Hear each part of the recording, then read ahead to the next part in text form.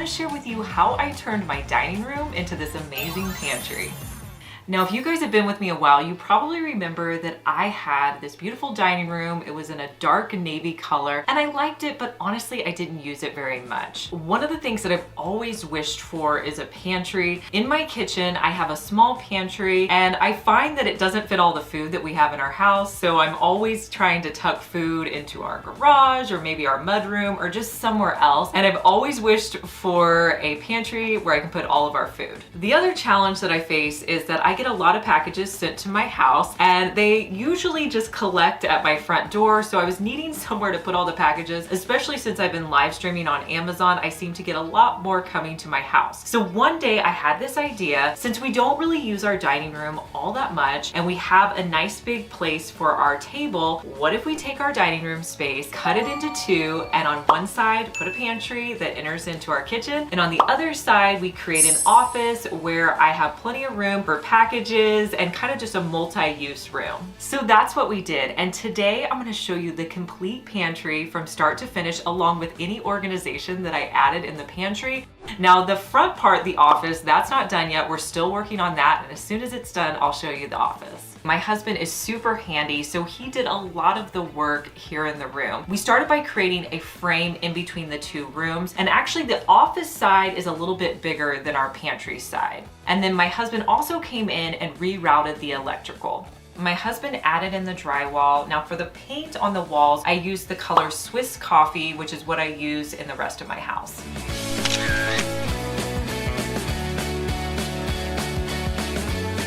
Now, if anybody has ever shopped for kitchen cabinets, it takes so much work. I mean, I can't tell you how many places I went looking for kitchen cabinets because I really didn't want to spend a lot of money. I started at some of the bigger stores and the cabinets were just too expensive. So then I went to IKEA. Well, the problem there was they didn't have the cabinet sizes that I was wanting because I was wanting my cabinets to go all the way to the ceiling. So I had to be really strategic with the cabinet sizes. So in the end, I found the cabinets I was looking for at an affordable price at Menards. I went back to the store so many times to come up with a plan because I had one wall where I had shorter cabinets that I had to put in. I knew I also wanted to build in a microwave, plus we were doing the cabinets to the ceiling. So I finally came up with a plan that worked and I ordered my cabinets. So we hired somebody to help us install the cabinets. Since we had never done it before, we were like, we don't know what we're doing. The person came for, I think, one day and then they ghosted us. So we just kind of decided, you know what, we're gonna put the cabinets in ourselves. So we did. It took us a long time to do because we were new at it and we were learning, but it wasn't too difficult, nothing we couldn't figure out. So we installed the cabinets ourselves. After we installed the cabinets, we put in some quartz countertops that we picked up at Menards as well. Now the area here behind me, this shelf is something we added in after we got all the cabinets in. This is where we knew we were going to house the majority of our food. We also wanted to put our ice maker and a drink fridge. So we came up with a plan for how we could do the shelves that went all the way up to the ceiling.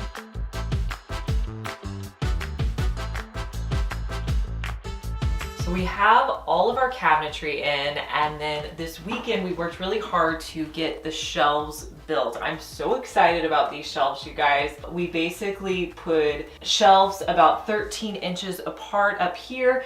Down below, they're more at 15 inches. Now you may be wondering about the top. We're actually gonna put two picture frame lights up along the top. So love that. And then over here, we got all of our tools still out. Trying to walk through without stepping on anything. We have an ice maker that sits out on my countertop. We made a little opening here for the ice maker. And then down there, we're going to put a little drink fridge. So excited. And then we even have a little corner back here where I'm gonna put Moose's food containers. He's gonna be so excited. We made sure that he could fit through this little hole right there. So he tested it out this weekend. So our next step, you can see we have lots of nail holes here. So our next step is to fill all of these nail holes. Then we're gonna come in and paint the entire shelf, and then it should be ready to put things on it. So if you've made it this far in the video, thank you so much for watching. Comment the word of the day, which is organization.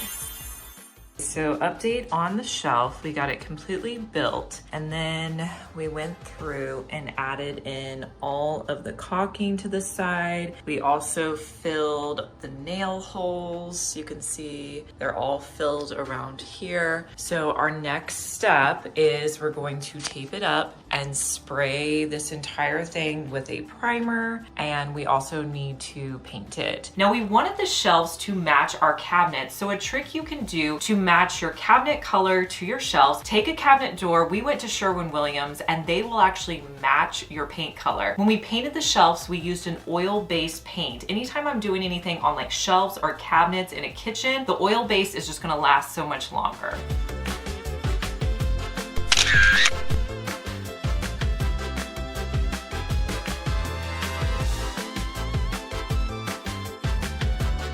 Now I looked around for affordable drawer pulls and knobs on Amazon because I had several different drawers, so I wanted to do it affordably. So I got some longer handles and shorter ones and some knobs. We kind of mixed and matched where we put those to add a little bit of interest to our cabinets.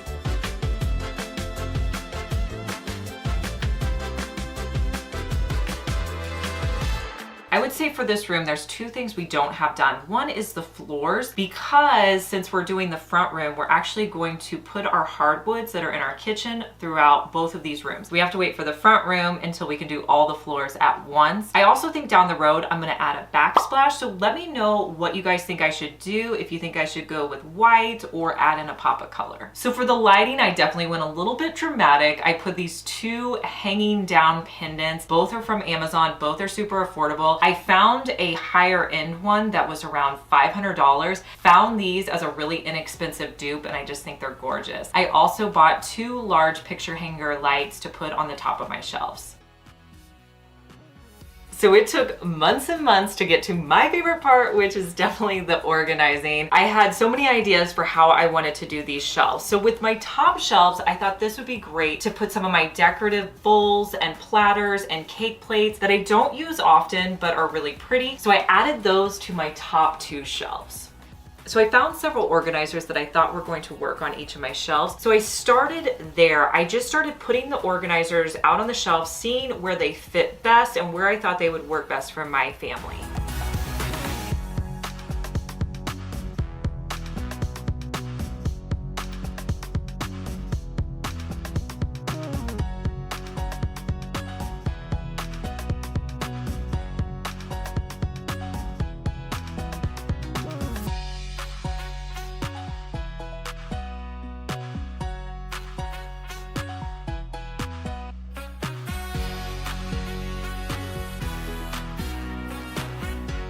Now, before I added any food, I got some Post-it notes. This is a hack I like to use, and I wrote out the different food items and put those onto my different containers just to plan out where I'm gonna put everything. That just saves you a step of having to like move things around if you just plan it out first on Post-its.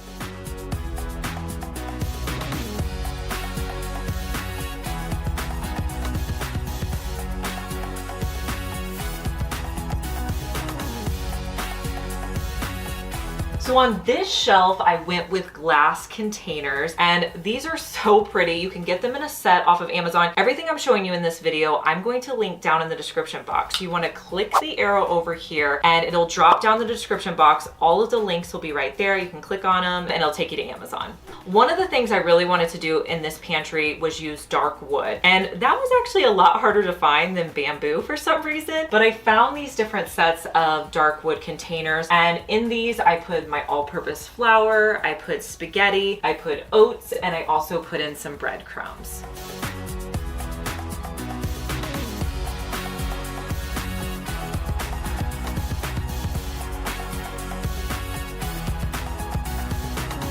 So on the next shelf, I wanted some bins or baskets, and I felt like this was a really good option. Now, one of the things you always have to pay attention to is your measurements. So I made sure I knew how long it was here and how far my shelf went out before I ordered anything. And these are great. I love that they're not clear because sometimes you want to hide some things. If everything's clear on your pantry, it may look a little bit cluttered. So I like that I can still see in these baskets, and I love the dark finish to them.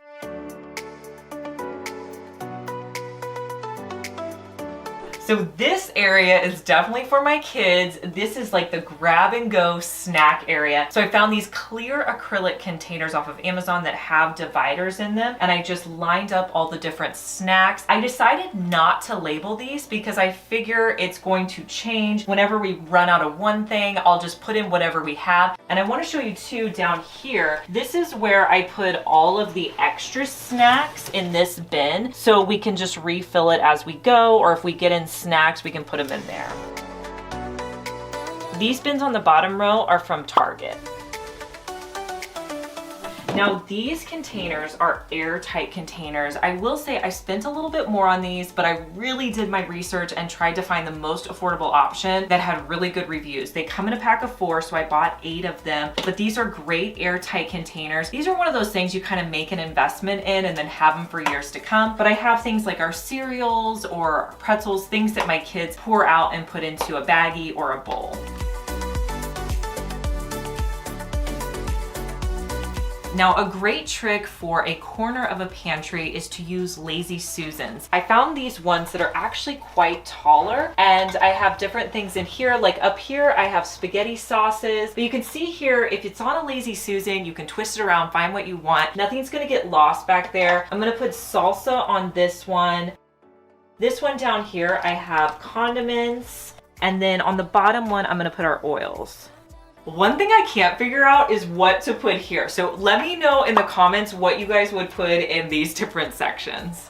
So our cabinets that we installed in here, so we built the shelf to go over here, and then it also goes along this wall over here. So we have a smaller area here for a pantry. So I found these baskets that you can just pull down, and like this one, I put all of my Quest chips in there. And then I also found them in another version where the fronts are open. So I put pickles in there and onions over here. I really wanted a little area for our ice maker, so this fits in perfectly. And because we built the wall on the back side, we could add electrical outlets on the back where we wanted them. So we put an electrical outlet for the ice maker, and then we also picked up this fridge off of Amazon.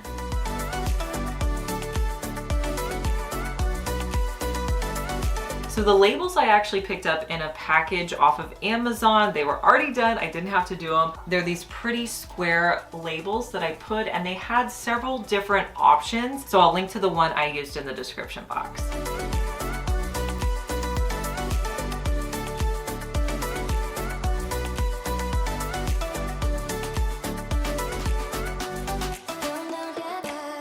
I picked up this stool so that I could get up on the higher shelves.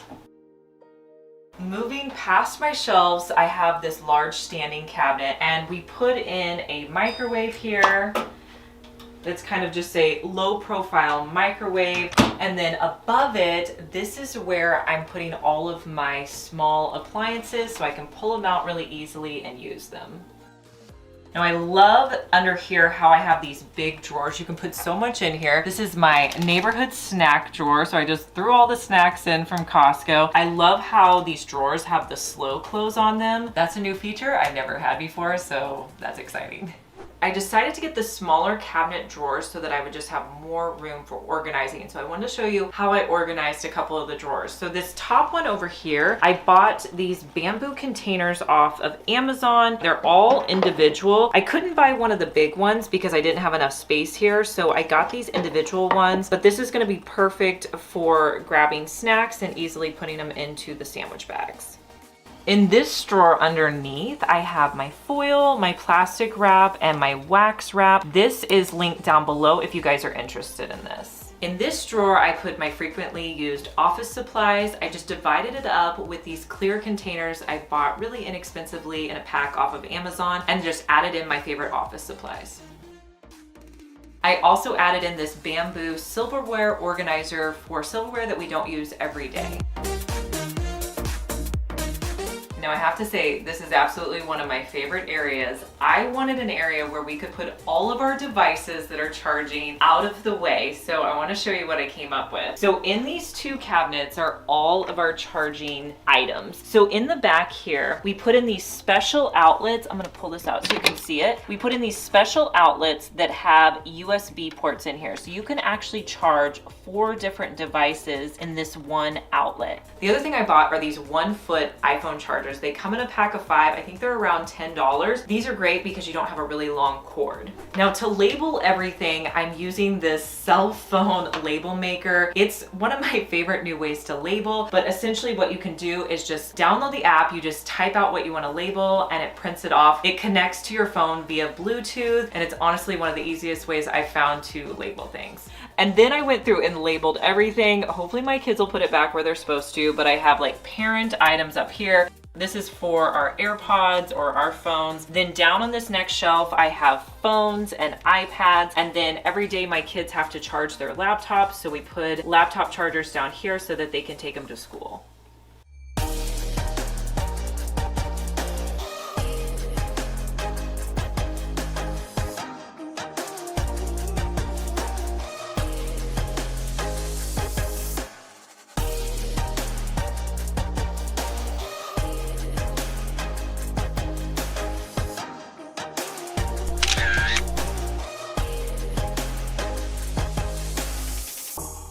I'm going to show you how to transform a small space into a home office. Before starting this project, I came up with a plan based on my needs for the space. So number 1, I wanted a room that anyone in the house could use as a workspace. My husband and I both work from home and my kids work on homework at night. Number 2, due to the nature of my job, I knew that I needed some additional storage for camera equipment or items that we're using in videos or items maybe that we get from Amazon that we're filming for our Amazon live streams. So let's talk about the mood that I wanted this office to have. Now, if you look at the rest of my house, throughout my house, I have this light, airy, white feel. So I wanted something that was a bit more moody for this space. I wanted to take a risk and go for a darker color. Now don't worry, I'm going to be offsetting the darker walls with lighter elements that I sprinkle in throughout. I wanted to give you guys a before look of this room before we got going on all the work here. The only thing we've really done so far is, you guys know that the pantry's on the other side of here. We actually put drywall up here and we're at the stage where we've added all of our spackling and sanded it down.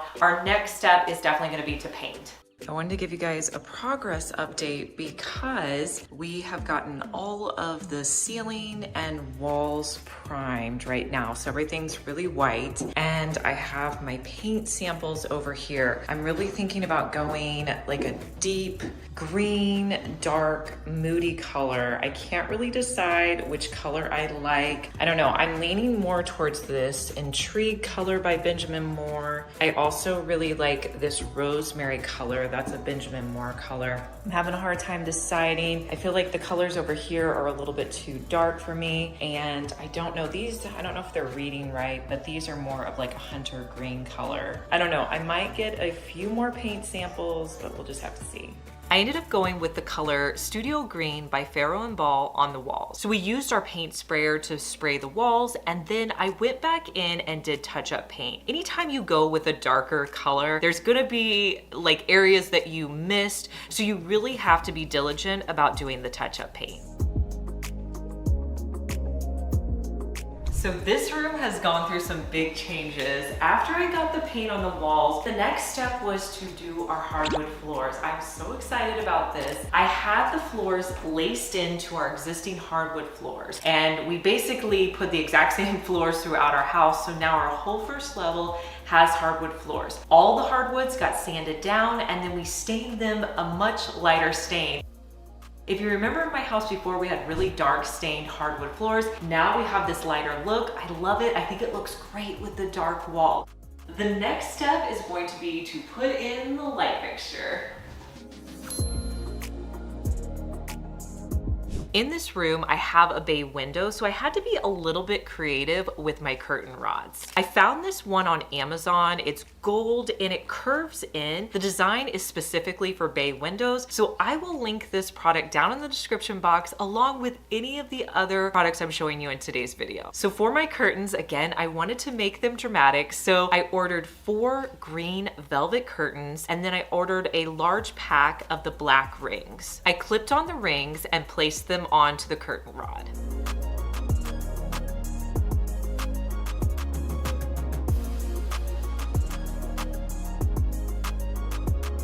I love how dramatic they look with the wall color. Now in this bay window, I wanted a small table that we could use, but I didn't have a lot of space, so I knew it was going to need to be small. So I found this table set off of a site called Webstaurant, and they sell wholesale restaurant tables. So I ordered an iron base table, and then I also ordered a marble top. When they arrived, I just assembled them together.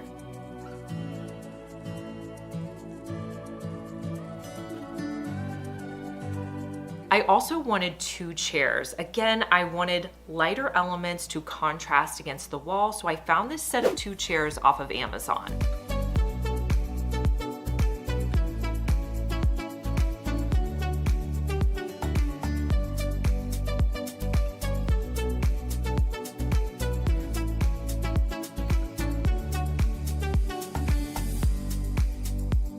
Now the main feature of our wall was going to be this wall of cabinets, and we were also going to put a desk in the middle. So where did we get our cabinets? We bought them at Menards. We found these pantry style cabinets that were unfinished wood, and we bought 4 of those. We also bought 2 cabinets that were the upper cabinets that you typically put above your microwave. We bought 2 of those. So we put 2 cabinets on either side of the wall, and then we had to kind of build it up by putting paneling on the side, and then we had saved some of our trim and molding from when we kind of took our dining room apart, and we just added that molding back to the top and around the edge of the cabinets. So it was nice because we didn't have any expense for our molding.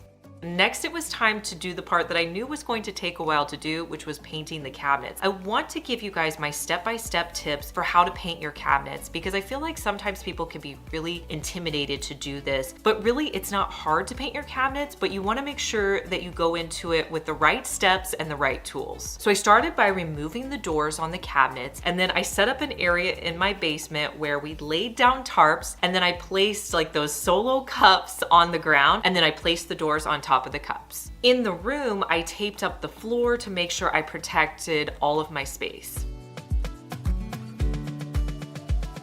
So let's talk about the supplies you're gonna need. First, let's talk the paint. I am going to be painting all of the cabinets with a primer. I went with the primer stick. It's by Benjamin Moore. Now, I prefer Benjamin Moore paint. You may have one that you prefer. They have a paint that's specifically for cabinets. It's called Benjamin Moore Advanced, and on the front it says for cabinets. Now, I get my Benjamin Moore paint at a store called Spectrum, but if you search for it in your area, it'll pop up where you can get this paint. So I wanted the paint color of the cabinets to match the walls, so I went with the same studio green color by Farrow and Ball. I also will invest in some nice paint brushes. These are ones that I picked up at Lowe's. I prefer a 2-inch angled brush typically. Now, more important than the brush, I believe that the roller you pick is really key. I will spend a little bit more whenever I'm painting cabinets to make sure I get a nice roller. I'm using the Velour Whiz roller, and this I picked up at Lowe's. Actually, all of these supplies I got at Lowe's except for the paint. And I will say with the roller, I did get several replacements because each day I used a new roller to make sure I didn't have any dry paint on my roller. You will also need a 220 grit sanding block. I will link to as many of these products that I can find down in the description box for you. I began priming with the Sticks primer on the cabinets.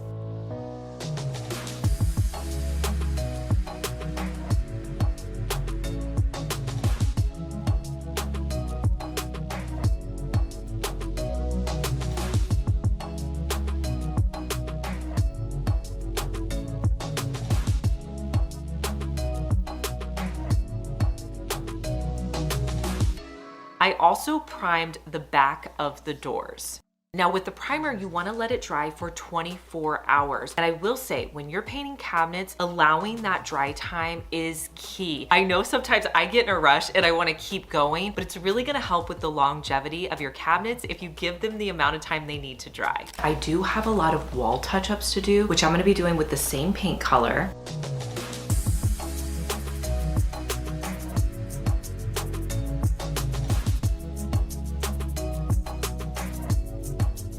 So the next day I came in and did the first coat of paint on my cabinets. Now, whenever painting cabinets, I recommend using the roller as much as possible because the finish is just gonna look so much nicer on your cabinets than using a brush. Be mindful of your drips and try to clean them up as you go.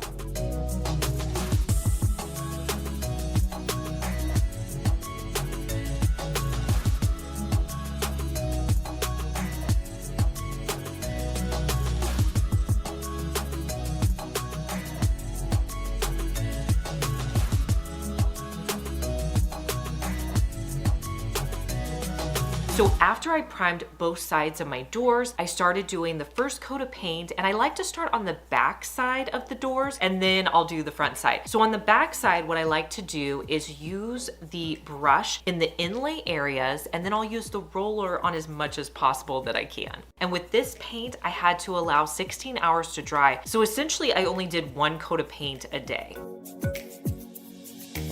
I like to run my hand on the edge of the doors to make sure there's no drips that are on the backside. Now the next day, before you add on an additional coat of paint, you want to sand it down with your sanding block. Roughly go over all your paint. Really, if you see any raised areas or paint drips, you're sanding those off. So do that on the cabinets and the doors. So after sanding, I put the second and final coat of paint on my cabinets. Now my cabinets were done. I only did 2 coats of paint on there, and I did the second coat of paint on the back of my doors. Next day, I had to flip all of the doors over and do 2 coats of paint on there, doing one the first day, sanding in between, and then the final day adding the last coat of paint. I know it's gonna take a while to do it slowly like this, but trust me, it's gonna pay off because your doors are gonna last so much longer.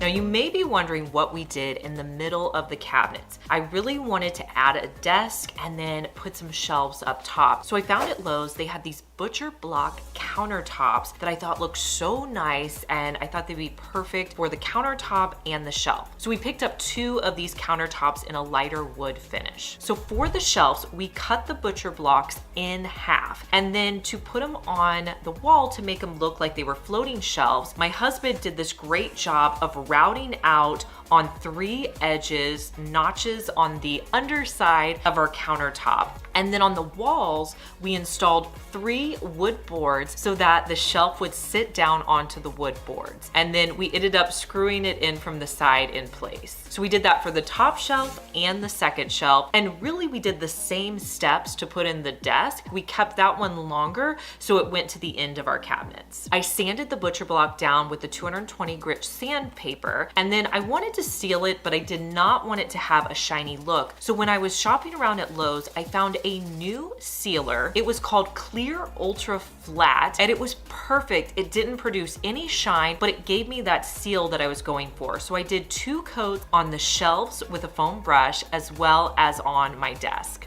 From there, we added the doors back in once they were dry. Now I wanted my handles to be a bit dramatic, so I went to Amazon because I feel like they have some of the best prices on handles. I found these large 6-inch brass handles, and I picked up a pack of those. I also got some brass knobs by the same brand. That's one of my tips, is if you find handles you like, go to that brand's website, and typically you can make sure that the colors are going to be matching if you get them from the same vendor. On the main cabinet, we put handles, and then we put the handles on one higher up, and then on the very top we added the knobs. Like I said at the beginning of the video, I really wanted this to be an organized space where we could store filming equipment or items that I need for upcoming videos. We just have a lot of items that come in and out of my house, so I wanted to label everything. So using my label maker, I added labels to each of my shelves, and anyone who opens up the cabinets will know exactly where to put items. Now's the fun part. I get to finally decorate this space. So I headed to the thrift store because that's really the place where I find the most unique items, plus they're super affordable. So I was really looking for items to put on my desk and those 2 shelf areas. I also gathered decor that I already had around my house, some different prints, and just home decor. Outside of the thrift store, I didn't really buy much for this space. Whenever you're styling your shelves, it's nice to have symmetry, but it's also great to have asymmetry. So where in one section I might put 2 larger items together, maybe in another grouping I'm gonna add 3. You want it to be unexpected, but all kind of flow together. So I started by putting elements on the top shelf. Now where I have the 2 picture frames over on the right, I needed a tall element to balance it over on the left, so that's where I came in with a larger vase. So whenever you're styling your shelf, you want to mix and match different heights and shapes. This is going to really add some visual interest to your display, and it's going to help it not look too uniform. I added in a few prints that I picked up on Amazon, and I also used some Dollar Tree frames, added a little bit of rub and buff to those, and those look great displayed on the shelf. I also added in a lamp that I had picked up at the thrift store, but I DIY'd this lamp just a bit. I painted the base of it, and then I added a spray paint marble finish to give it that white textured look.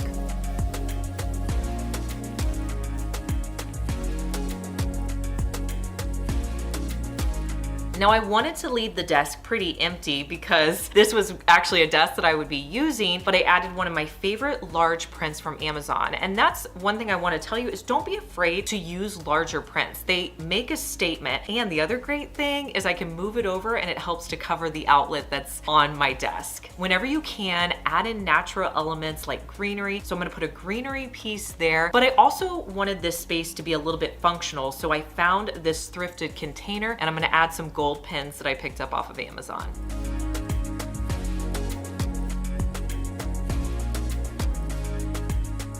Now I had a little bit of trouble deciding on a chair for this space. If you guys remember in December, I did a thrifting trip where I found these great 2 thrifted chairs. I did a little DIY to them, like I added some stain to the outside, but the base of them, I just had to clean up the upholstery. So that was one chair I thought would look great here. Another option, I found this one off of Amazon. This is more of kind of a traditional desk chair. I don't know, let me know down in the comments which one you prefer, and I'll go with that one. Do you like the thrifted chair better or the Amazon chair?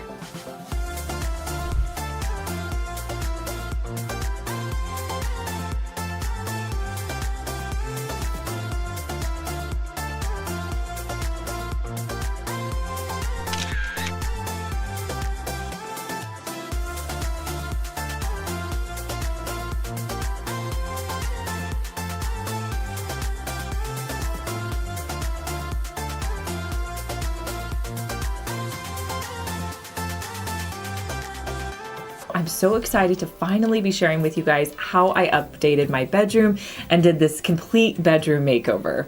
We have really high vaulted ceilings in our bedroom and they look great, but it's kind of hard to get to the top of them. Before we could start painting, we had to address our ceiling. Our ceiling was put together with nails whenever it was constructed, and we had a lot of pop-outs coming through. So we ended up fixing those. We had to fix this lower portion here. And so now that that's all taken care of, we can go ahead and start painting. After the drywall was fixed, I went in and painted the ceilings and the walls with a coat of white paint.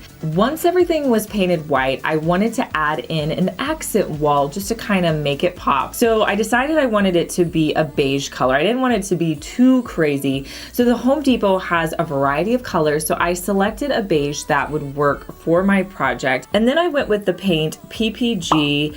It's a timeless paint and it ended up working out great. So I taped off my wall behind my headboard. Next, I went in with my brush and painted on the beige color.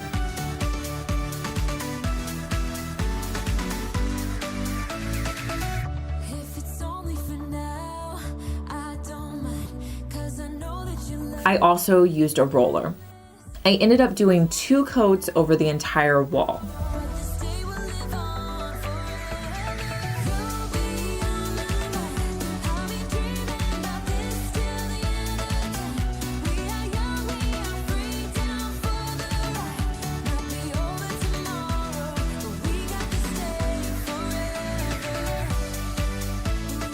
Since the walls in my room are white, I wanted to dress up my baseboards a little bit. So I painted my baseboards the same beige color that I did on the accent wall. I ended up doing 2 coats of paint on the baseboards.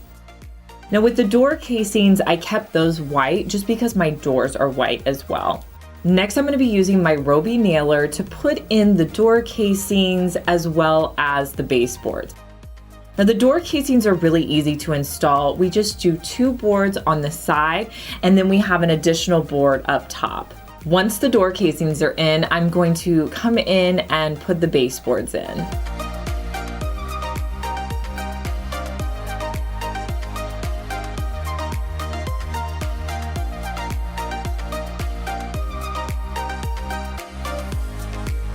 Now, once you have your baseboards in, the next step is to fill the holes that you used for your nails. I love this little nail filler and it works really great. So I'm gonna go around and fill all the holes. We're also going to add caulking to the top and sides of the baseboards and door casings.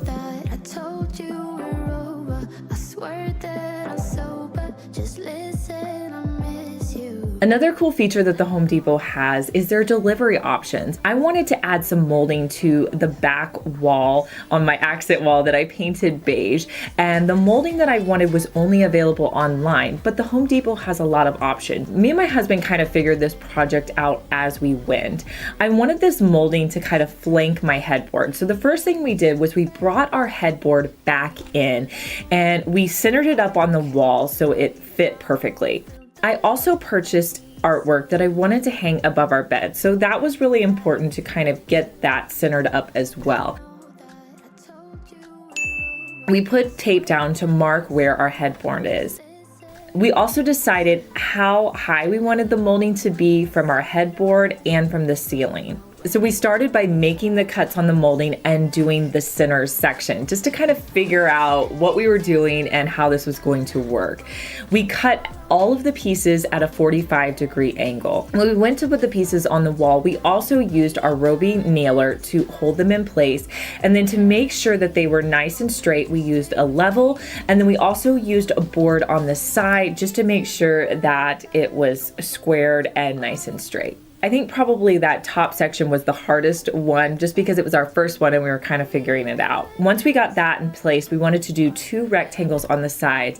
So we went through and figured out our measurements, where we wanted the pieces to lay, and then made sure that we had enough pieces, which we did. So I measured correctly before we got started.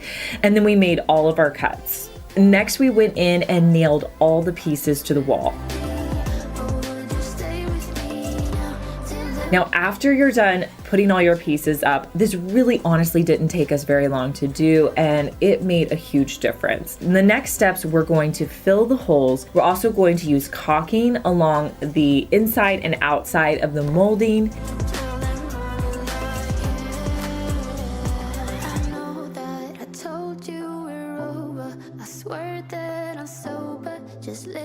The next thing I like to do is touch-up paint. So I will cover all of the nail holes.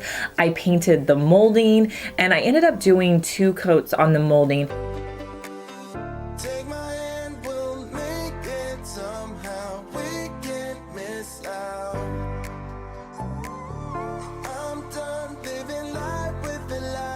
And then I also go over the top of the baseboards where we put the caulking down, just to make sure that everything looks nice and fresh. And this does take a little bit of time, but it's so worth it, and it makes everything look great. Since our home is 20 years old, anytime we renovate a room, one thing that my husband likes to do is change out all of the old light fixtures. We just do that so all the wiring is new and it costs just a minimal amount.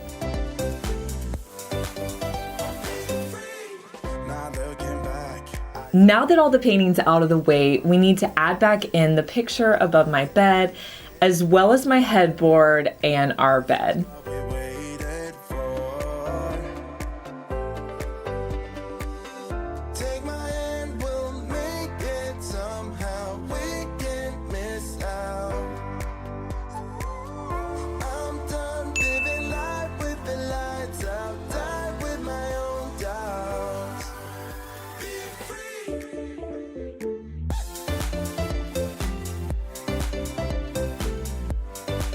I also used Home Depot's delivery service to get these nightstands delivered to me.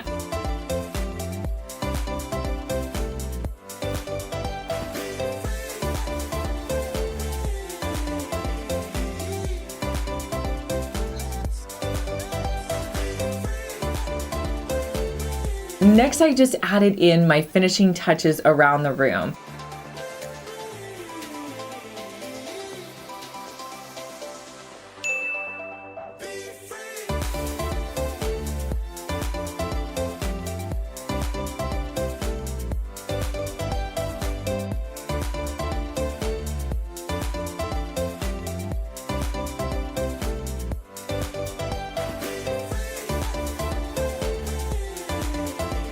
Here's a look at how my room turned out.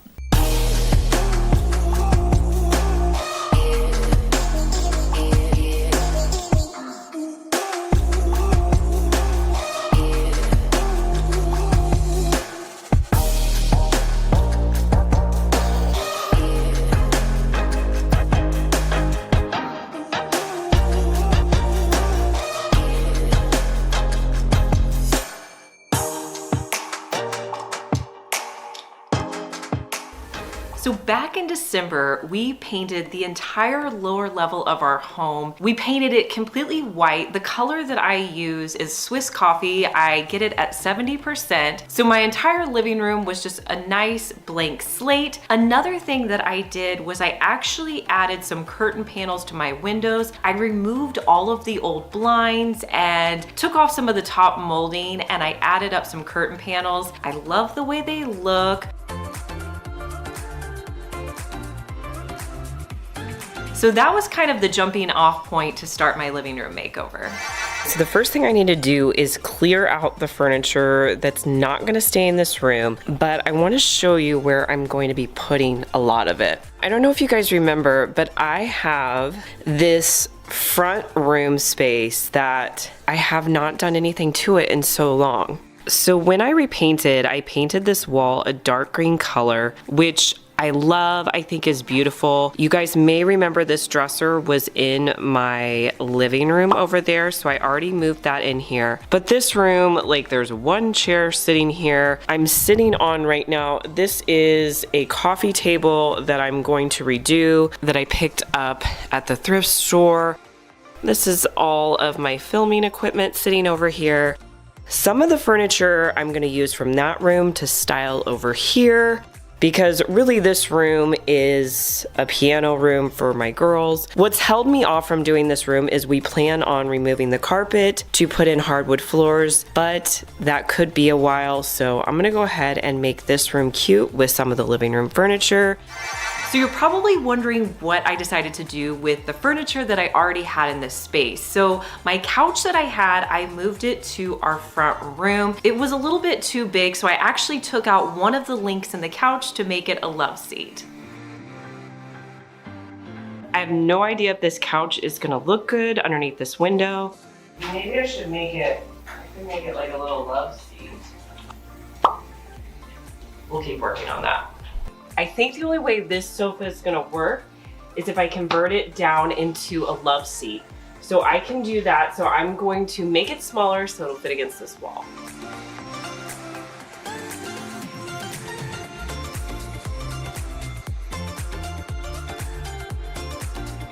So much better as a love seat in here.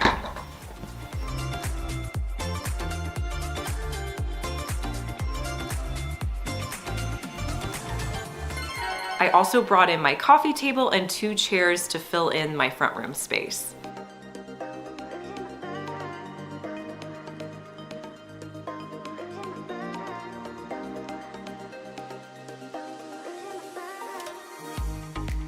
I think I'm gonna go ahead and remove everything that's on the fireplace just so I can kind of start over, do something completely new.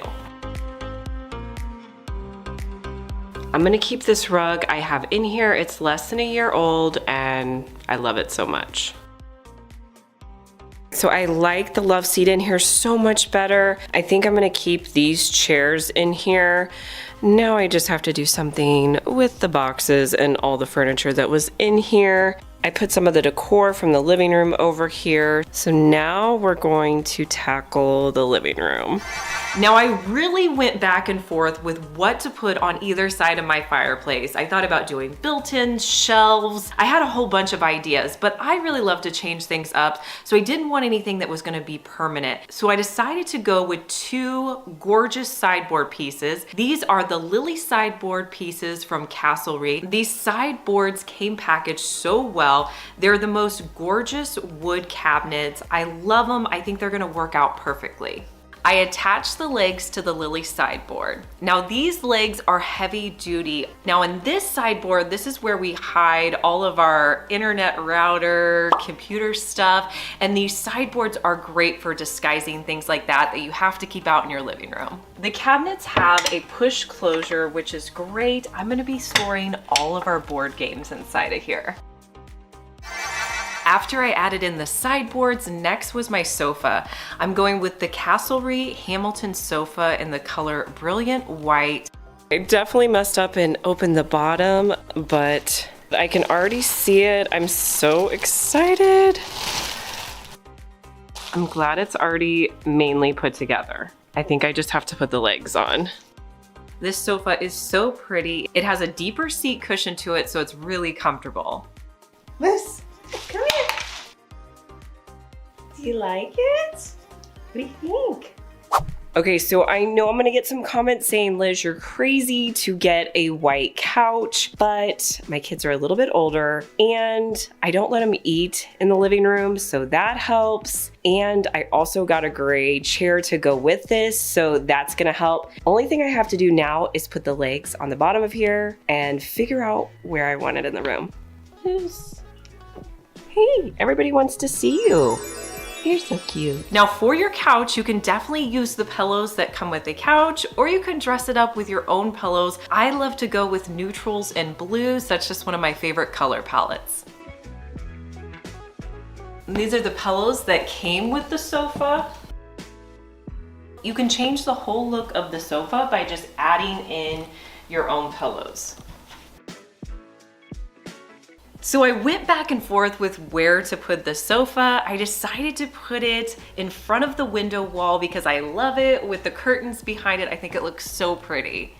Opposite of my couch, I put in the Madison armchair in the color Stone. This chair was a little bit bigger than I thought it would be, but I was so excited about the size because I love oversized chairs and the fabric on it is such great quality. I know it's gonna hide stains and it's gonna be great for my kids.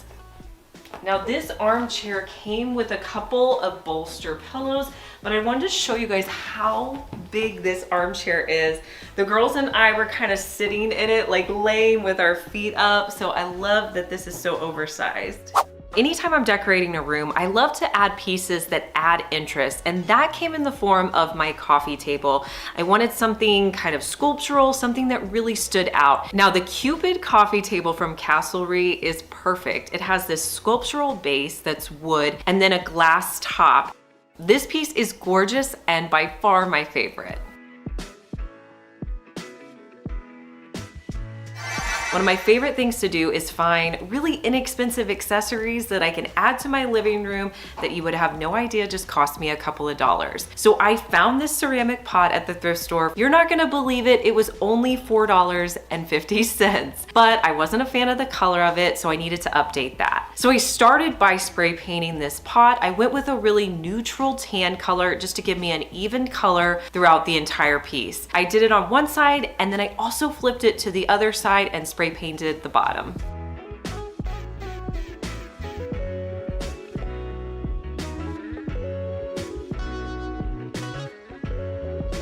Once that dried, I came in with the color Amber. This is a sea glass spray paint, and what that means is it's just going to be a little bit more transparent, which is cool because you're still going to be able to see that tan color underneath. but you're gonna get a little bit of a terracotta tint to it. Once my spray paint dried, I wanted it to look a little bit muted because you see a lot of like planters that have that muted look to them. So to achieve that look, I grabbed some Waverly white paint and I mixed it with some water. I brushed it onto my pot and then I immediately wiped it off with a paper towel. This gave me the look that I was going for. I absolutely love the color of it.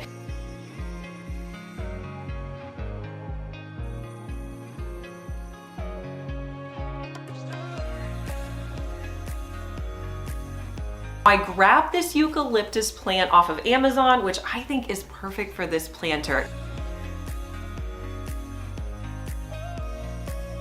To put it in my planter, I added pieces of foam that I had left over on hand.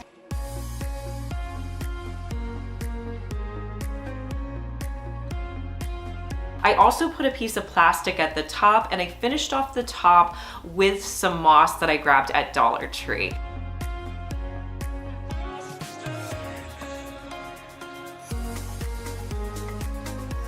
One tip, you guys, is when you get plants like this, they're gonna come squished up. Make sure you put your hands on every single branch and pull the pieces apart. Yes, I spent a little bit more on the plant, but you would have no idea that that planter was only $4.50. Now you guys are probably thinking, Liz, you spent $100 on these ottomans. Nope, I found them at the thrift store. You're not gonna believe it. They were only $13 each.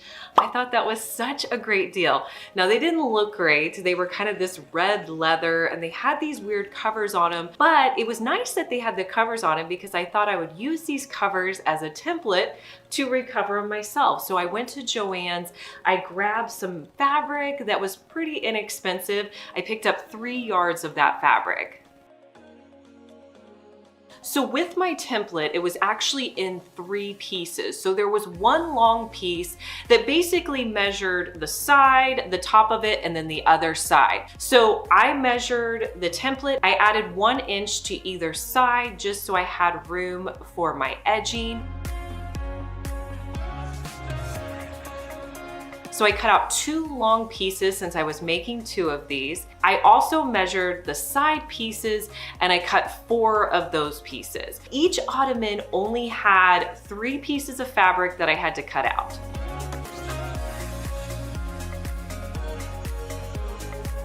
Now the next step I really think is important is you want to go through and press all your fabric before you start sewing it. You can use an iron with this. I was at my office and I actually had my press there, but you don't need anything fancy like that.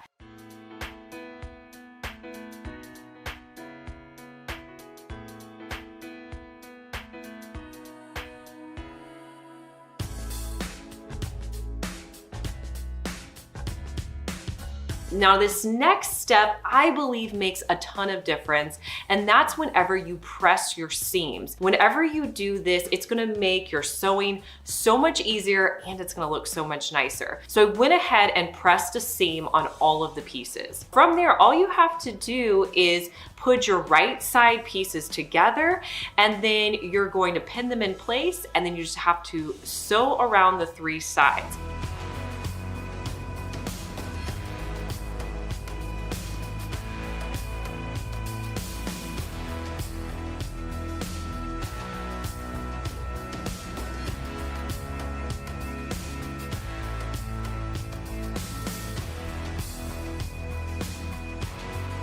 Now, once I got those 2 side panels onto my long piece, all I had to do from there was turn it right side out and I put it onto my ottoman. Luckily it fit. Then I just needed to finish off the bottom and I found that to be easier once it was already on the ottoman. So I put it on the ottoman and then I just tucked underneath the edges so it was as straight as possible. I pinned that in place and then I went ahead and pulled it off and sewed around the edges.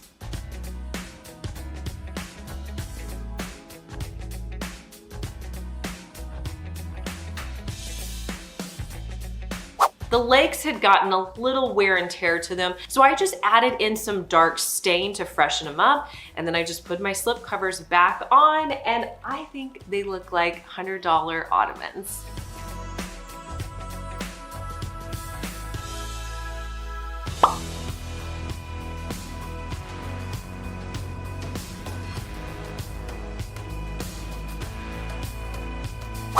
I'm gonna add in my side table. You guys may remember a previous video I did with this side table. I picked it up for $5 at the Goodwill outlet and just did a quick DIY on it.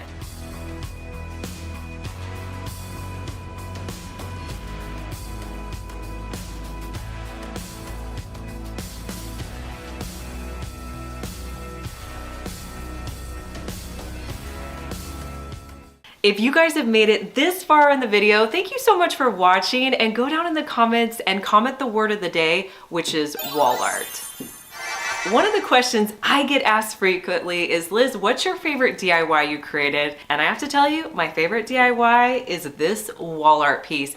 I am so obsessed with it. I cannot wait to show you guys how I made these really inexpensively for either side of my fireplace. Now, I went back and forth like, what kind of wall art should I do? But I ended up deciding I really wanted to do a paint pour technique, and I wanted these canvases to be big. So I went to Hobby Lobby and I picked up 2 canvases that were 30 by 40. Now they're priced at $40. I got them half price, so they were $20 each. So I think for the size of these, that was a pretty good deal. I did a lot of research on paint pour techniques for larger canvases, and I learned quite a bit. One, I bought paint that was specifically for paint pour. I got a white color, I got a couple shades of blues and some blacks, and I think I picked up a gold as well. I also picked up a product from Lowe's called Floetrol.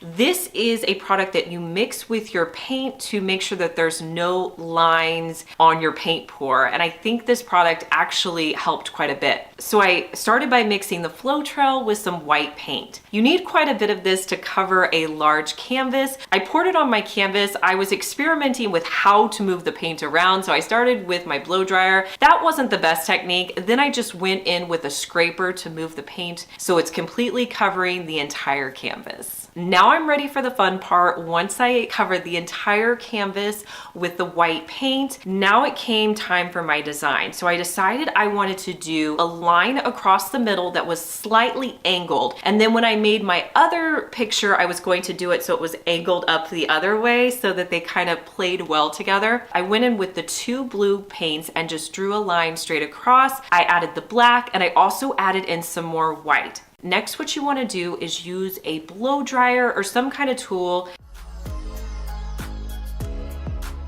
And I just started blowing with my blow dryer the paint one direction. Then I stopped and I did it the other way, and I just went back and forth on my line.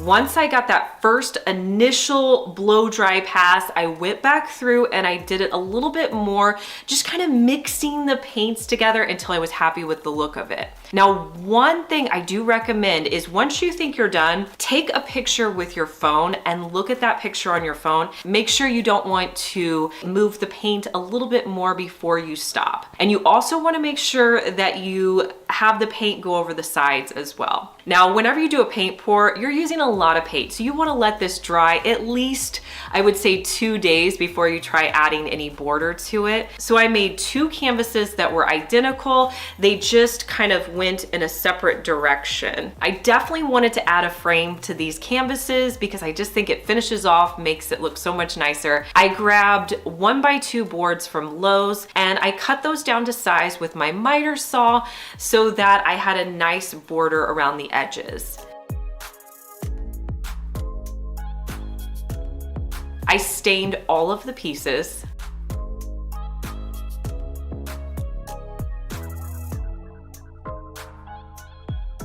I put the 1x2 boards around my canvas and then I just nailed them in place with my nailer. Again, all the supplies I'm using, I'll link for you down in the description box. I hung the canvases above my lily sideboard on either side, and then I also added in a gallery light. I'm so excited to show you guys this next item. So I wanted a picture light to go above the picture over there, but I didn't want anything that I had to hardwire. So I found this one off of Amazon that you can actually recharge. All you have to do is put it up with a command strip, so it's gonna go up really easily. This is such a great option if you don't want to drill into your wall. So this light is so cool. It's an LED rechargeable light and you just hang it on the wall. You can put this command strip on the back of this piece here, and then this piece just slides into the back. You can also screw it onto the wall if you want to. To turn the light on, you just press this button on and off, and then if it needs to be recharged, you can pull it off the wall, and then you get a little charging cord and you just recharge it, and then you can hang it back up.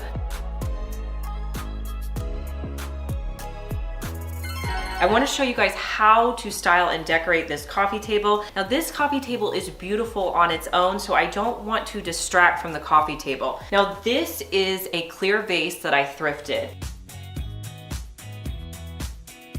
And I wanted to add some branches in here. One of my tricks is I love to go in the backyard and cut down branches that I have. Another thing you can do is you can get like an acrylic spray and just spray them on the entire branch. This is gonna make them last longer in your house. So for my vase, I wanna fill it with natural branches. I want it to look really organic. So I'm out in my backyard. I'm gonna snip off some of these branches.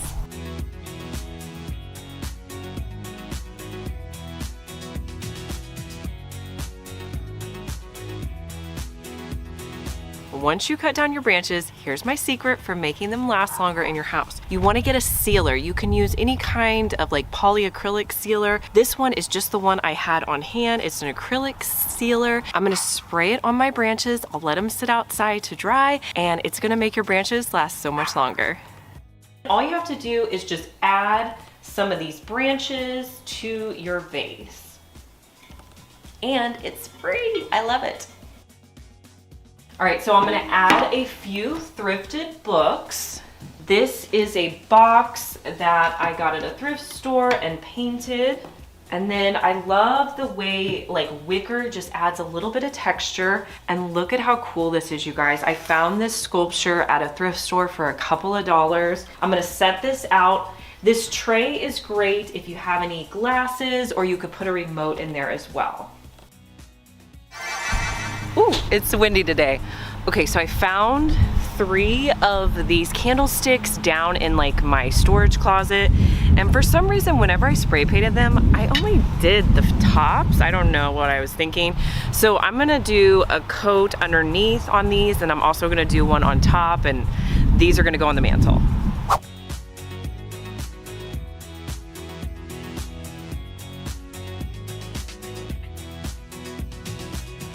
I'm gonna add my lanterns I love so much back to my fireplace. Sometimes it's okay to DIY things multiple times so that they fit better in your space. I had a thrifted light that was actually kind of like a creamish white color, but it was too light for my now white walls, so I wanted it to be black. So I decided to spray paint the base of it black.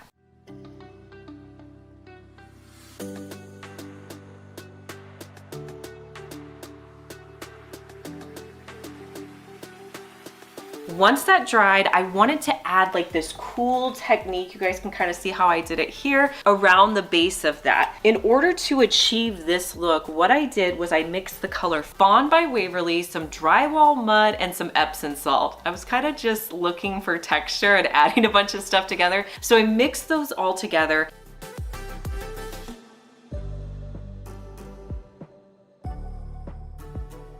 Then I got a Walmart sack and put it into my mixture and just dabbed it around the base. This gave it a little bit of character and a little bit of texture.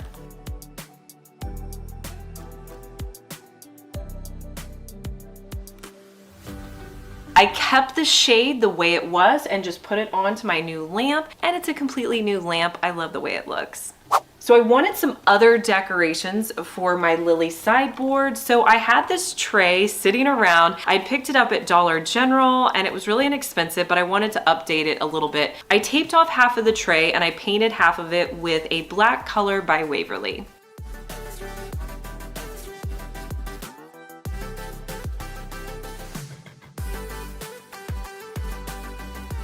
Once that dried, I added some newspaper to one side of it so I could spray the black portion with a color called Stone.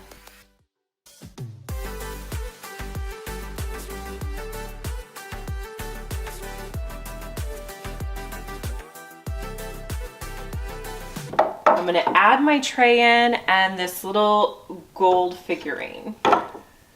Now I'm gonna accessorize this other sideboard over here. This is another thrifted vase.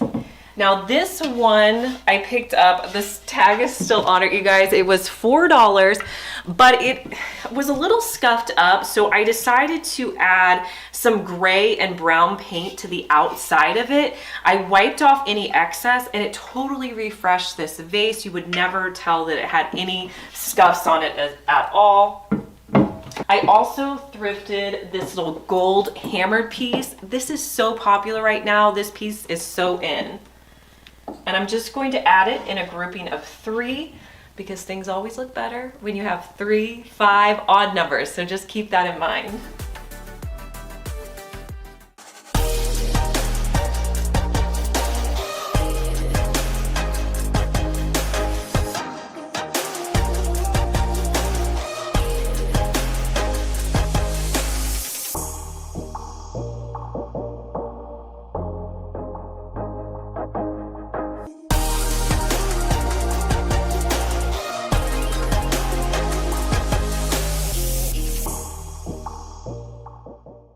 I don't want you guys to be intimidated by this project at all, especially if you are a beginner. I did this completely 100% on my own. My husband was working on projects in another room, so I did this one all on my own, and I know you could do it as well. So the room that I'm going to be putting these wall shelves in is going to end up being a girl's room, and I had a lot of challenges with this room. One, I had really slanted walls, and there's no storage in this room at all. No closet, anything. So I really needed to add some storage. So my idea was to put a whole wall of cabinets that would be toy storage as well as like clothing, bedding, really anything we needed.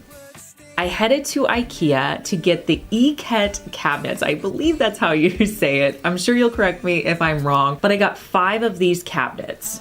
I would say the most taxing part of this job is honestly putting together all of the cabinets. Now these were a little bit trickier to put together than some cabinets I put together from IKEA. I think the reason why is because these actually have like a push touch to open, so they were a little bit trickier to put together, but I was able to get all of them assembled.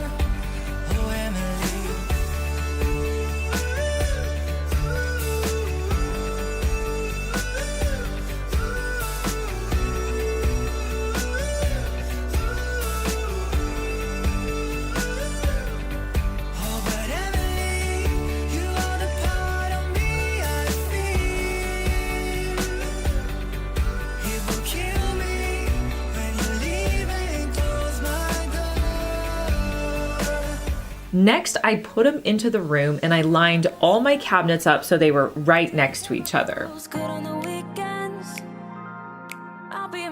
I knew that I was going to have a little bit of opening on either side, so I measured that space because I wanted it to be even on both sides. So I figured out how much of an opening I would have on either side and moved the cabinets around. I wanted to have one flat board on the top that was seamless, so I went to Home Depot and bought a board that I could cut up. So I measured how long I needed for the top piece. There was only going to be one seam on the middle.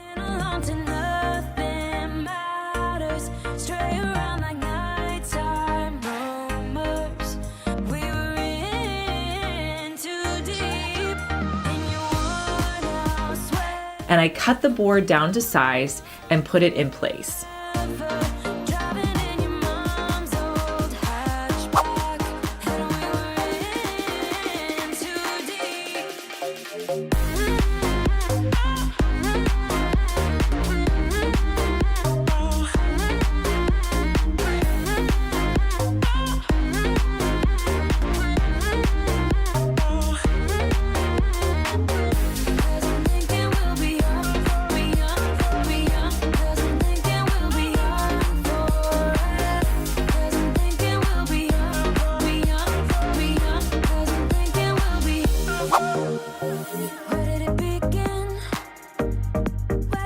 Now on the side, I just used some scrap 2x4s as support pieces that I nailed into the wall. And then I was able to nail the top portion into the support pieces. I'm gonna be using my Roby nail gun. I love this. You can buy nails in all different sizes. It's battery operated, so you don't need a big air compressor to use it. And I'll link the one I use down in the description box. Next, I measured how wide I needed my side panels to be.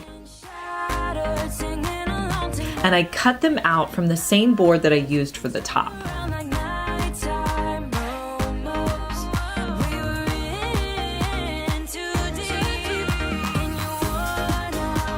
I added some more 2x4 support panels so that I could put the sideboards in.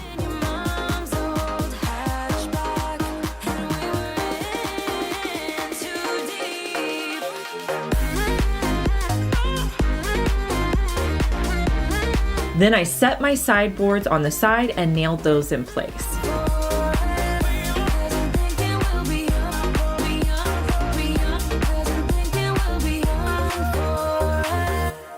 If you're not already following me on Instagram, I definitely think you should be. I post so many DIYs, behind the scenes, shopping trips that I go on. So follow me at Liz Fenwick DIY on Instagram.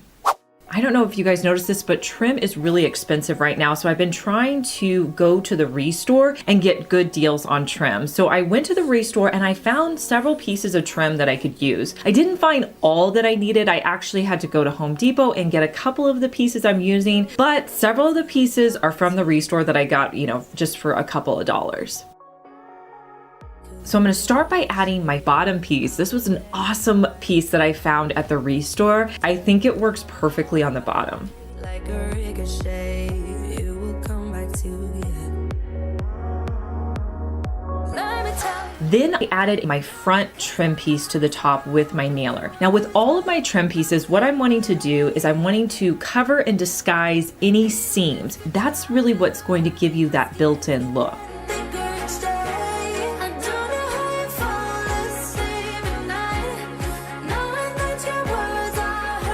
Next, I'm going to cut pieces in between the cabinets. So this is going to cover up those seams that run alongside my cabinets.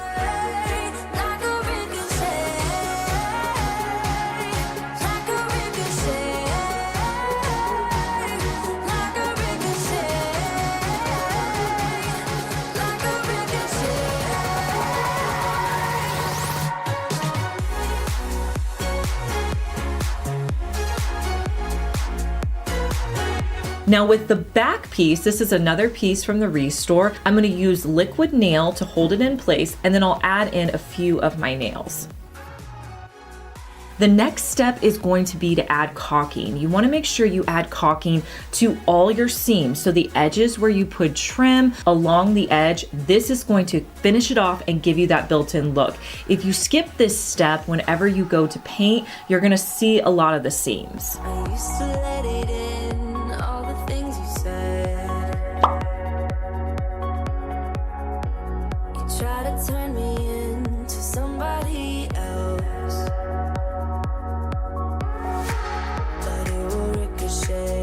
I won't let it bite. I will look at you and tell you that I'm alright. Like a ricochet, it will come back to you. I also added trim to the side where the wall is to make it look more built in with the baseboards. And don't worry you guys, a complete room tour is on the way where I show you how I redid the entire space.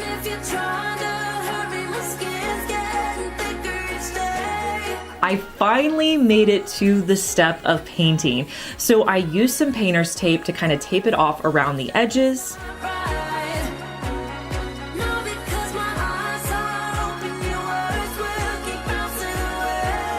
Now I researched what type of paint and primer was best to use for the IKEA furniture, and I found a lot of people recommending this bin primer. Now I tried to find it in a smaller one, I couldn't, so I ended up having to buy the larger one at Home Depot, which was kind of a bummer, but hopefully I could use it for projects down the road. So I started by brushing on the primer and rolling it on as well.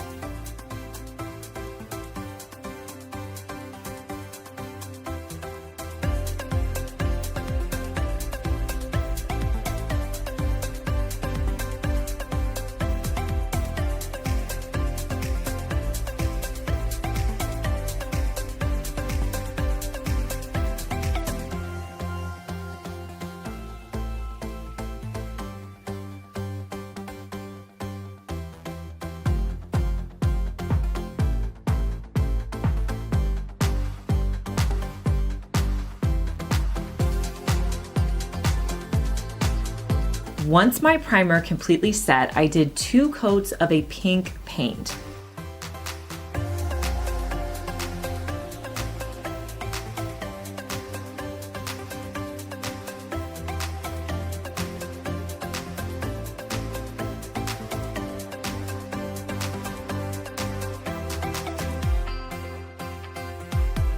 Now from here, I wanted it to dry for several days. So I actually left the doors open so that everything could dry really nicely before I went on to my next step.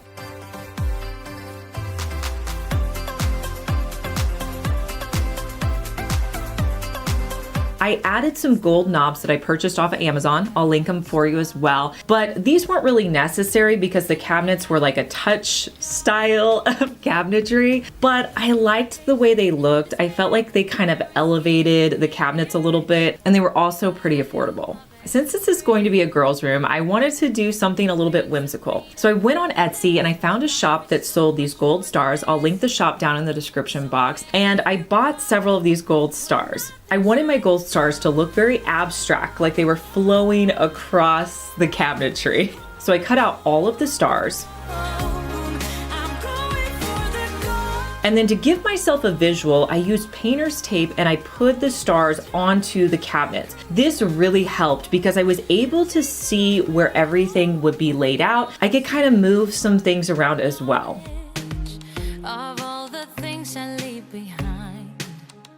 Then I peeled off the backing, and these are basically like peel and stick vinyl that I put onto the cabinets as well as the wall.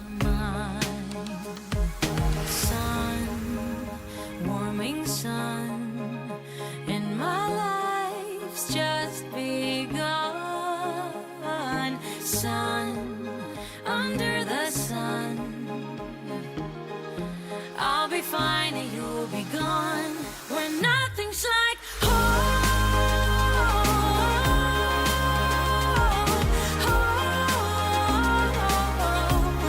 I'm going for the gold.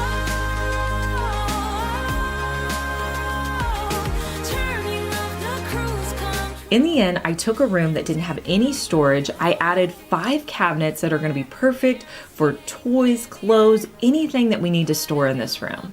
My total cost for this built-in was around $500. Green and filled with this. Life is so much more than this.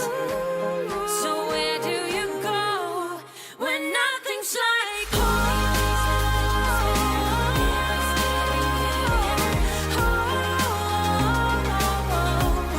I'm going for the gold. Turning off the cruise control and take the long way home. Chris and I have been working on my daughter Annabelle's bathroom now for probably about the last month, and it has gone through a huge transformation. This bathroom, since we moved in 4 years ago, we have not done really a thing to it. We decorated it a little bit, but it was pretty much stuck in the same design style when the house was built about 20 years ago. So I started the bathroom makeover by clearing out the space, taking out the shower curtains and the old picture frames. It was kind of bittersweet to take out these little blue frames because these were my very first project that I created when I started my YouTube channel. So I was a little sad to see them leave this room. This was my first project on YouTube. That was? It was in my very first video.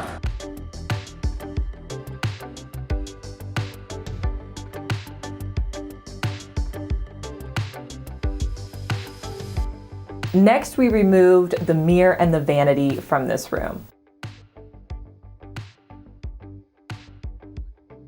Originally, I thought maybe I would use peel and stick tile in this room, but since we were removing the vanity, we couldn't do that because there wasn't tile underneath our vanity.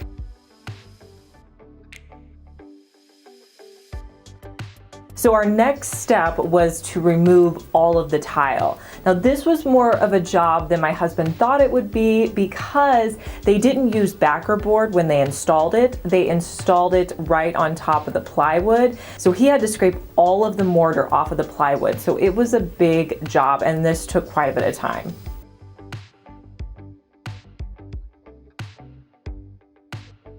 So once we removed everything from the room, I started prepping the walls. So I went through and I scraped off any like leftover caulking that was on the wall from the vanity or anything that was messed up in the room. I also went around prepping the walls with some joint compound. Wherever there was any holes, I just added in joint compound.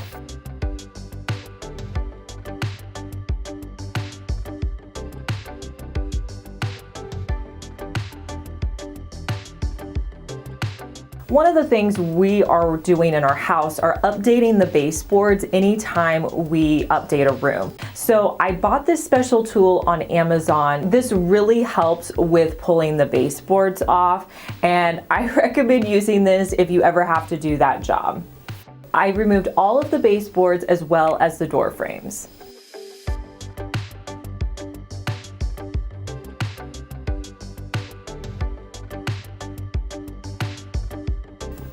So far in this house, anytime I'm updating a bathroom, I always paint the ceiling because our ceilings typically need painting.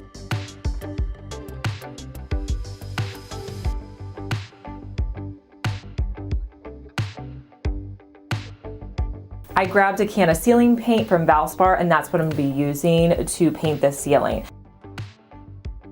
So I'm going to start by just simply brushing the edges of the ceiling. Next, I'll come through and roll it on.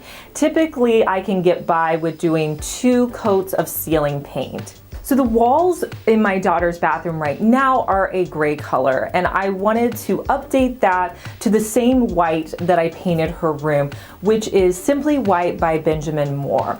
I find it helpful to do a primer on the walls.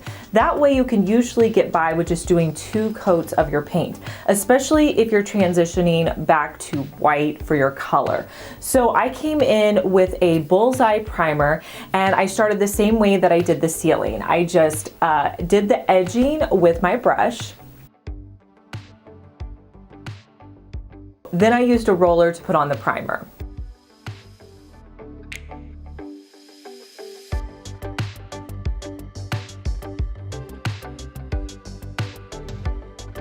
Once the primer had a chance to dry, I came back in and did 2 coats of the Simply White by Benjamin Moore in the same technique, using the brush along the edges, rolling on the paint.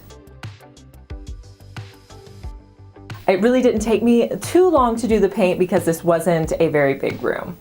So I picked out these tiles. They're white and they're a hexagon shape. And I'm gonna do a black grout with them. So they're gonna be about the size of these little displays, but with black grout. So probably, I don't know, this may be like a dark gray. I may end up going dark gray, we'll see. He started by screwing down backer board to the plywood. To lay the tile, my husband measured out a straight line starting at the door, so we had a nice straight line of tiles whenever you walked in, and he did that line from the door to the tub. Next, he put a row of tiles down with the mortar. Next, he added tiles to the tub area, working his way all the way to the door. So I bought white tiles and they were porcelain. I decided as a nice contrast, and since a lot of the things in here were going to be white, I wanted something to pop. So I wanted to add a black grout. Well, black grout is kind of tricky with porcelain tiles. So we had to buy a product called Grout Barrier that we could put on the tiles before we put the grout down so that the black grout didn't get into the pores of the porcelain tile.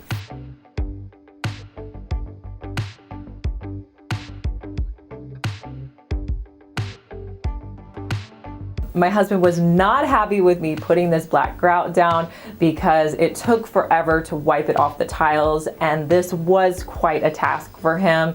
In the end, it looks amazing, but it did take him a while to do, and I'm thankful that he did it, but it wasn't his favorite job. Your last step after your grout has set is to add in a grout sealer. We also replaced my daughter's old shower head next.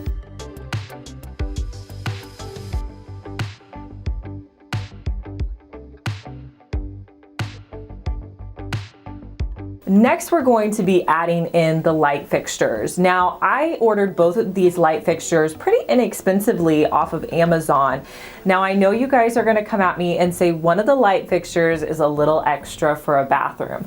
I know it's big, but I wanted a statement piece in here and I like the way it turned out. So yes, I went over the top. I went a little bigger than typically you would for a bathroom, but I was kind of going for that look since the light fixture was in the middle of her shower.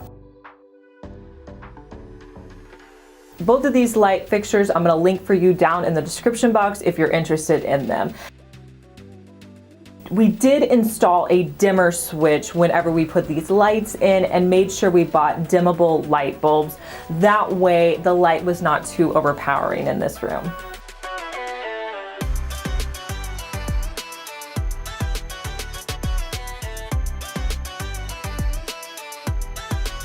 Next, Chris and I put together the vanity for the bathroom. To put the sink top onto the base, we used a product called Loctite, and we just put the glue around the top edge, and then we placed the sink on top of it.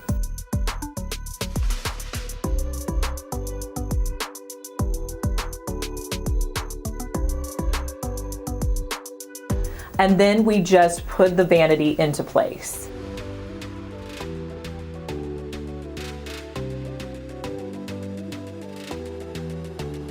Now, once the vanity was set, then we had to come in and add the baseboards.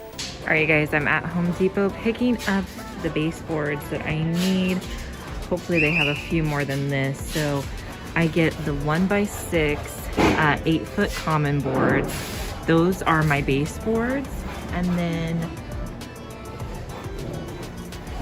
to do the trim around all of my doors, I'm gonna do the 1x4 common boards that are 8 feet long. So I can get 2 boards to cover a door. So I have 2 doors in there, so I'll probably get 4 boards just to be safe. Just like with the walls, I like to use a primer on the baseboard. This is going to help with not using as many coats of white paint, plus it's going to cover the knots in the wood. So I'm going to use the same bullseye primer that I used on the walls and just roll it across my baseboards as well as my door casing. Next, I'm going to add 2 coats of Simply White by Benjamin Moore to the baseboards and door casings. I like to paint these beforehand. It just makes it easier. If you have to come back with touch-up, it's so much easier. So I do recommend painting them before they're installed. So for the door casing, you just want to line them up, and then we use our nail gun to nail them in place.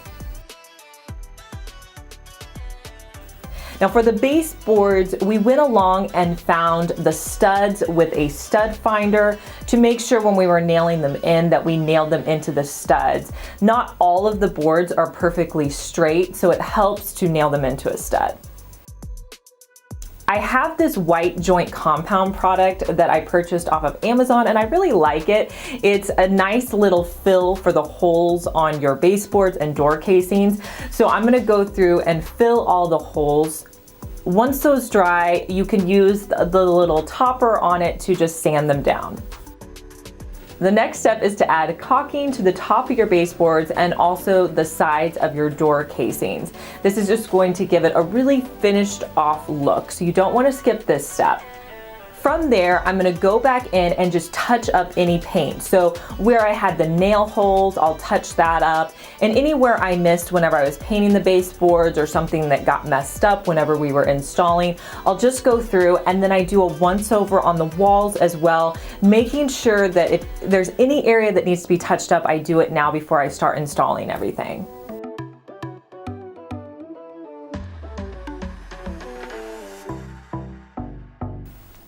So next I installed a curved shower curtain for my daughter. I love these curved shower curtains because I feel like they really give you more room whenever you're showering. We used to live at a duplex and I had one of these, and it really does open up a shower having one of these and give you more space. I'm going to repurpose my old shower hooks. I took them outside and painted them with 2 coats of a flat black spray paint. Next, I'm gonna hang up the shower hooks and then put up my new shower curtain. The shower curtain I picked up at Target, and then the little liner on the back I grabbed from IKEA. And everything I'm gonna link down below, guys. For our vanity mirror, we are installing the Shadows LED wall mirror. My husband added an outlet behind the mirror so that we could hook up all the wiring for it.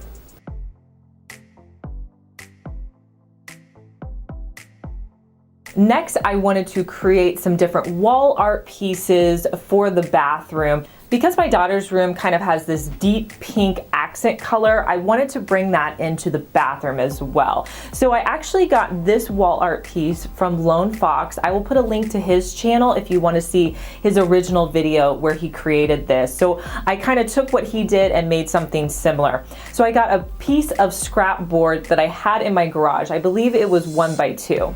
Next, I stained it with Special Walnut by Mini Wax.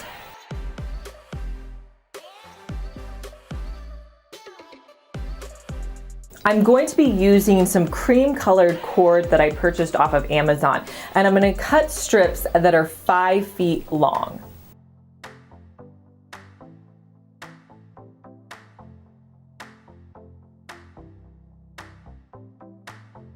On the back of my scrap board, I'm going to measure in each side to about 7.5 inches, and then I'm going to make a mark with the Sharpie. So I'm going to start by hot gluing one piece of cord to one side, and then I'll take that same piece and hot glue the other side to where the piece will start.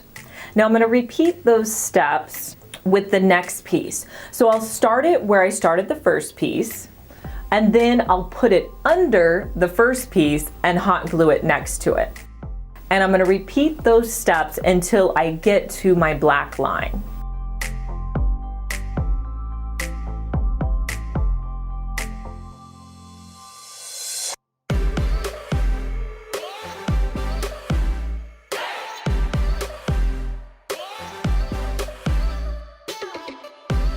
I also added in some additional glue once I got all the pieces in there on the top to just really hold it securely in place. So I went to Michael's looking for dye, and of course it was all sold out. And I was like, okay, what am I gonna do? So I had in my stash a tie-dye kit that I had bought several months ago and never used. So I pulled out the pink and I figured, okay, I can make this work. So I was trying to make an ombre effect on this wall hanging. What I did was get a tub of water, and I'm gonna start by just putting in a little bit of dye and mixing it together.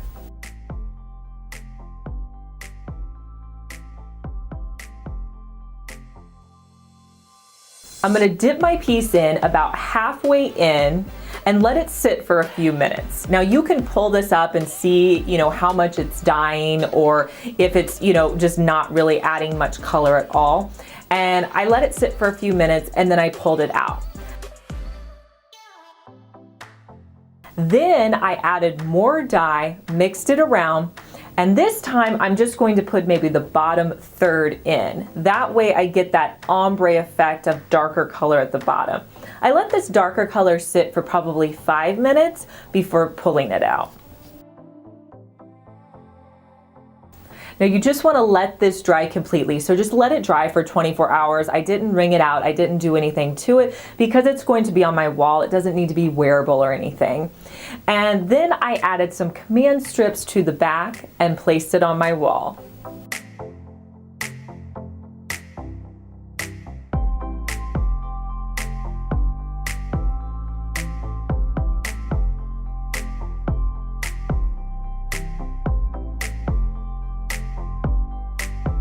And I think this turned out really cute for the bathroom. So I had an idea for a wall art piece and didn't know how it was all gonna work. And in the end, I love the way it turned out. So here's the steps I went to creating it. So I went to Lowe's and just bought a pre-cut board. I was already there and I saw this rectangular shaped board. I'm like, that's about the size that I need. So I grabbed that board. I also picked up some construction shims from Home Depot. I couldn't find these at Lowe's. I ended up ordering them online at Home Depot and just did like pickup in store. And I ended up using, I think, only 1 or 2 packages for this. It wasn't very many.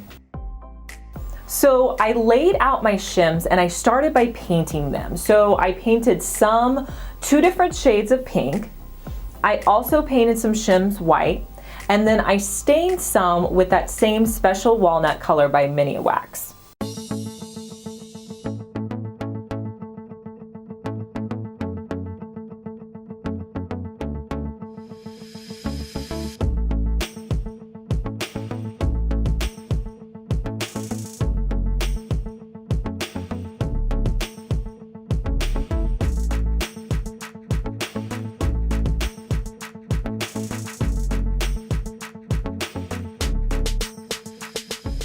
Now with the darker pink color I didn't end up liking it. So I went and grabbed the paint color that I had used on Annabelle's accent wall and I repainted the darker color pink, the new color, or the color from her room.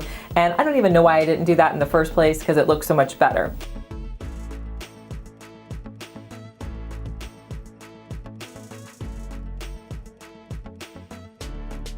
And then with the other paint color, I wanted it to be a little bit more distressed, so I added some white paint on top of that.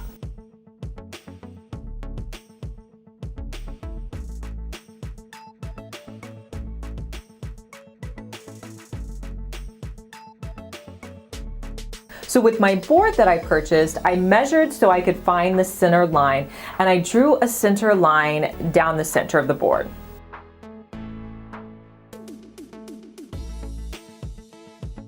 Next, I lined the shims up so they were crossing over each other, and I picked a point on the line so that I tried to make them go straight up the line.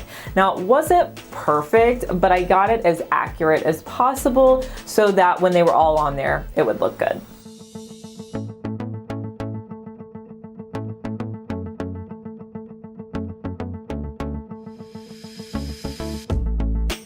Once I kind of figured out my layout, then I came back in with wood glue and wood glued every single shim to my board. I let that dry completely overnight.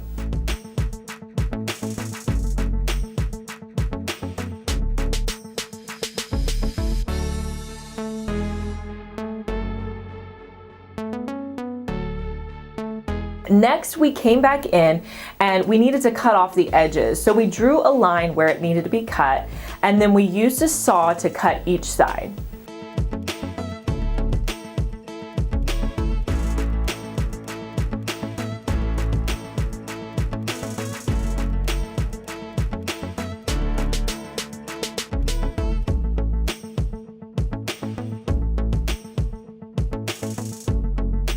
After using the saw, I needed to sand down the edges because some of them didn't look the best. I grabbed some 1x2 boards that I had around the garage and I stained them and cut them down to size so that I could use them as a frame. To put them onto the sides, I used wood glue and then put the side pieces in place. And then we used some ratchet straps to hold them in place overnight. I did the same thing as well for the outer pieces. So this process did take us several days. You know, we had a lot of drying time that we had to do. And then from there, we hung it up over the toilet, and I think it makes a great statement piece, and I love the way it turned out. Now, if you guys have seen my RV videos, you may have seen me create these hooks that I'm going to use, but I just love them so much. I did pick up some new black hooks off of Amazon. That is the cheapest place to get them. I'm going to link it for you down in the description box if you want to purchase the same hooks that I did. It's way cheaper to buy them there than any store that I have found, but I like to put a little backing piece on them, so I grabbed just a board I had in my garage. It was a 1x4 inch board, and I'm going to cut them down so I can create a little frame behind them.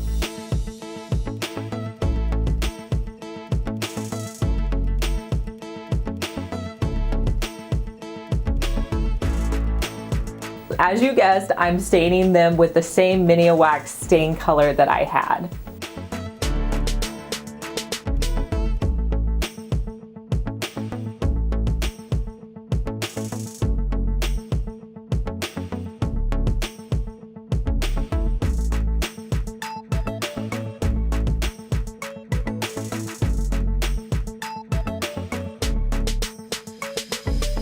all I'm gonna do is use my drill to screw the hooks on the wall, and I'm gonna put one by the vanity as well as the towel area.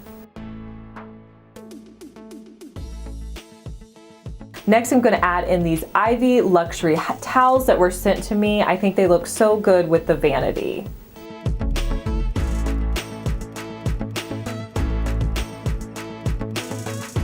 Now it's time to pull the whole room together, and I'm going to be adding in finishing touches around the room.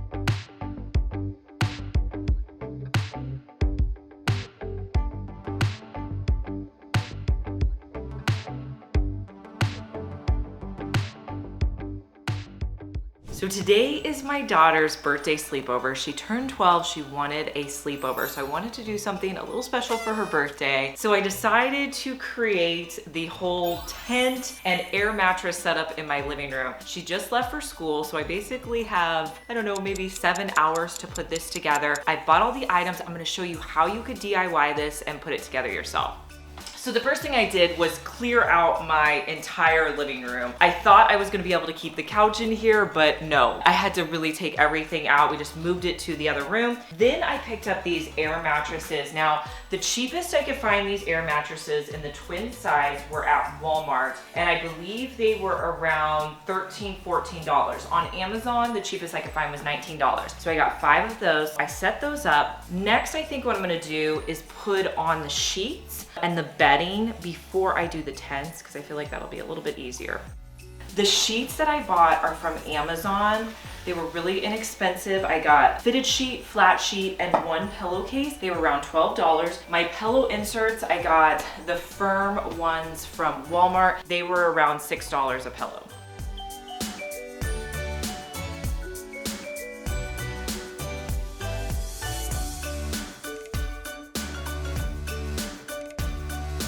So the star of the show is definitely these DIY tents that we put together. I knew we could create these, and they were pretty easy to do. So you're going to need 6 2x2 boards per tent. We made 5 tents, so we ended up getting 30 boards. Now, what we did was we made each of our boards on the front and the back 7 feet long. Those boards on the top and the bottom were the length of our curtains, and we wanted them to be about half of our beds so that the girls had room to move around. So what we did was we took 2 7-inch boards and we connected them up top here with a bolt. We just got a basic bolt at Lowe's. Then we screwed in boards along the bottom for support. Once we had that in place, we added curtains to this top board. So to make the side panels of my tent, what I'm gonna do is I have a 1x1 board that's going to sit on the top of my tent. Now, to make it easy with the fabric, I bought 2 curtain panels off of Amazon. When you're buying these curtains, you want to make sure that you get the kind that have the loop tops. And this actually came in a pack of 2. They're sheer,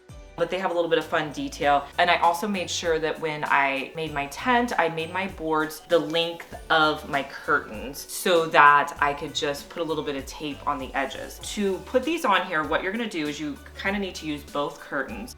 Now, if your curtains are just sheer, it's not gonna matter, but I have this little loop area, so I'm gonna make sure that's on the outside of one side, and I'm going to put on one of my loops. So now I'm gonna take this curtain and have this one with the little pom-poms facing this way, and I'm gonna put one of the loops on. Now I'm gonna go back to my curtain on this side, put on a loop, curtain on this side, put on a loop, and I'll just continue all the way down. Now that they're on a little bit, I'm gonna scoot them down so I have room to put on more.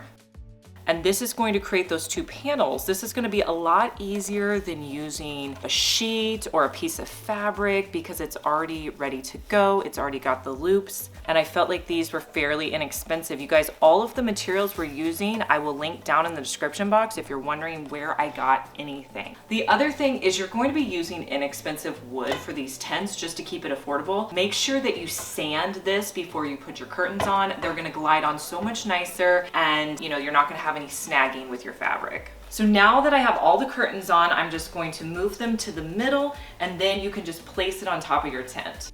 Then all I'm gonna do is just set this on here up top. And then my next step, we are going to put maybe a screw right here in order to make sure they're secure. And then the next step that I'm gonna do is I'm actually going to take the curtains and use some Velcro adhesive to kind of hold them in place, and then I'm gonna tuck them at the bottom.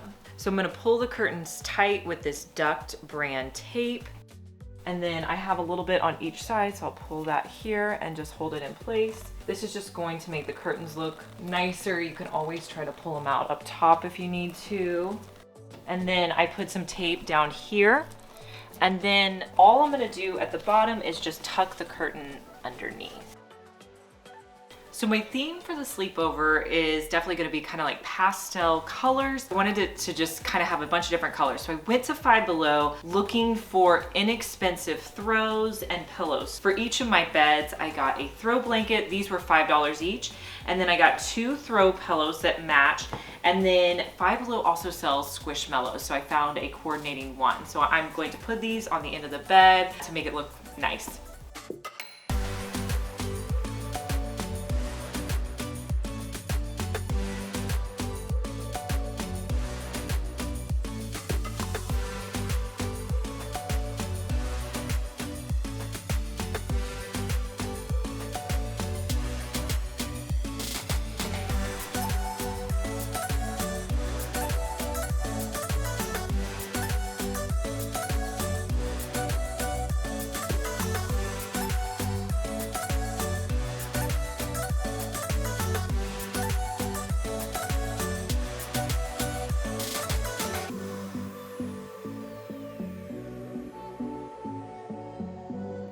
I almost forgot about the fairy lights that I picked up. Now I got these in a box off of Amazon. They're plugged over into my wall over here. And then I'm just going to probably tape that one. And then I'm just thinking I'm just gonna string these up over the top. If I need to add some tape, I will, but I'm not gonna really make them too perfect. Okay, and then when I get to the bottom here, I'm just gonna wrap it underneath the bottom of my board.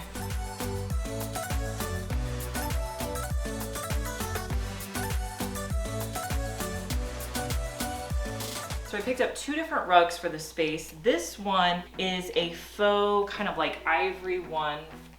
This one's from Walmart. And then this one I ordered off of Amazon. It's kind of like this fuzzy pink rug. So I'm gonna lay these down this center section. So the next thing I'm gonna put out are these white trays in front of each of the beds. I looked everywhere for these. The cheapest I could find them was actually at IKEA, so I bought 5 of them. I believe they were around $16 or $17, but they'll be great trays that we can use down the road. But they're just little like TV trays.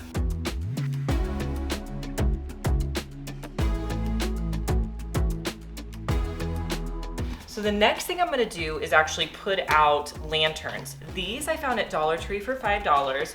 These were $5.55 at Five Below. I'm gonna put these on the white trays for the girls. I also have this wood crate that I picked up at IKEA. And then this is something I ordered off of Amazon. So I thought maybe I could write Happy Birthday Annabelle on here.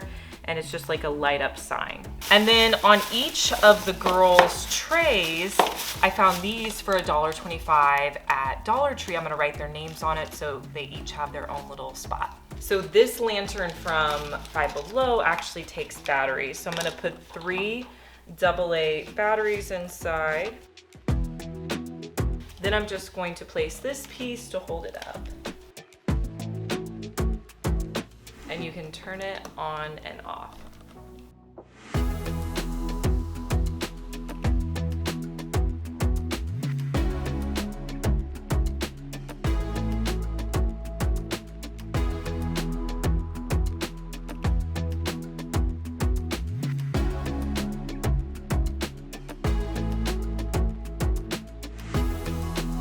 So these dream catchers, I bought them in a pack of 5 off of Amazon, and then I just used some tie-dye that I had at the office, and with the tie-dye, I put it into a bucket and just put the tie-dye on either side and let that completely soak in. And then what I did was immediately rinse it off. Once I rinsed it off, I just let them sit out and completely dry, and I put one on top of each of my little tents, and I just think they look so cute. Next, I'm gonna put together gift bags for each of the girls. I just bought these white gift bags. These are from Dollar Tree. You get 2 in a pack. And then what I'm gonna put inside, I found this set of little eye masks. These were, I think I got, let's see, I think they came with 6 for $10 on Amazon. I found these at Dollar Tree, these jade facial rollers, candy from Dollar Tree, and then from Walmart, I got little files, and then I got just some cute, inexpensive fingernail polish. So I'm gonna put those together with the girls' names on the front.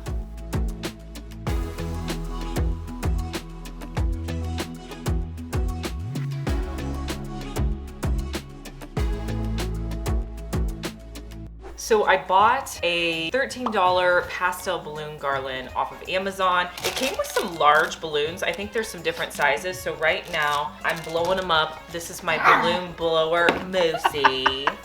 He thinks it's a toy. Oh my god. He thinks it's a ball, but he's gonna try to get it.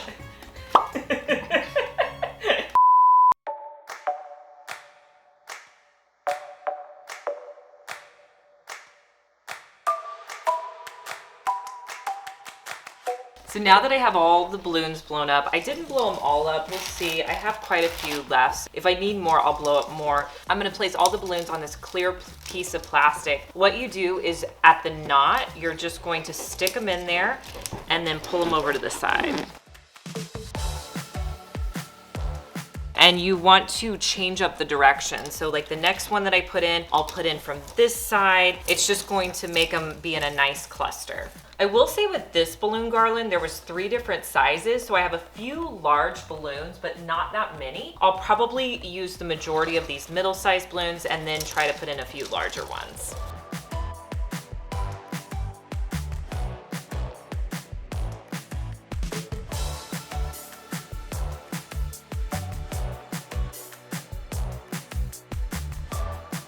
So I got the balloon garland finished and I decided to put it down here on the fireplace. Originally I thought I might try to put it on the top of the tents, but honestly I didn't really like the look of it. So I just laid it down here in front of my fireplace and put some balloons around. So I want to show you the final look.